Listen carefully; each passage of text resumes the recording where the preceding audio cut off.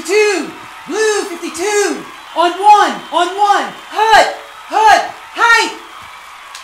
You know, understanding HPV and how this virus works in relation to cervical changes and cancer is a lot like going to the big game and not having a clue what may be going on out on the field.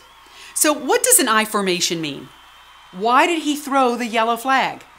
Why do they keep just going up the middle of the field? Don't they know that those guys are just going to tackle them when they get there? And why, oh why, does he keep saying Omaha? Well, learning about HPV can be just as intimidating and confusing as trying to understand man-on-man versus zone coverage. So in celebration of the biggest football weekend of the year, we're actually going to take HPV and tackle it behind the line of scrimmage. So let's go back to the locker room for a minute and we're going to break this down, shall we? Huddle up, let's go. So HPV is a virus that affects over 80% of our population. It's transmitted by sexual contact. So basically 3 out of 4 people will get this virus over the course of their life when they become sexually active and they may not be using protection. So what does this actually have to do with football, Kelly? I'm so glad that you asked. When I am actually reviewing abnormal Pap results with my patients in our clinic, I love to use the analogy of football. It just works here. You see, if you look at HPV like a player in the game, the only time you will actually see them is when they're out on the field or in play. Well, in our case, the only time HPV is going to show up on a Pap smear is when it is actually in an active state. What this means is that you can actually have someone that has a normal Pap smear but has an HPV virus that's in a positive state or an active state on the cervix. Now, here's where it can get a little fuzzy around the edges, so stick with me here, okay? So when HPV is in an active state, it's like a player in the game.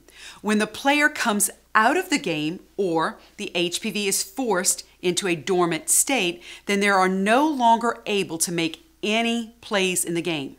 So when HPV is in a dormant or sleep state, it has no effect on the cervical tissue whatsoever. Now, here's the deal though. Let's say the player is a running back and they make a first down before coming out of the game.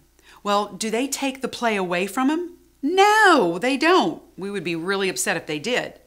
They don't. So when HPV is in an active state and then it goes into a dormant state, whatever changes occurred at the cervical tissue can continue to progress if your immune system is compromised.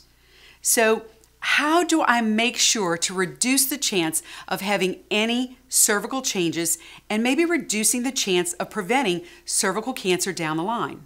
Well, the biggest way you can do this is having a great defense.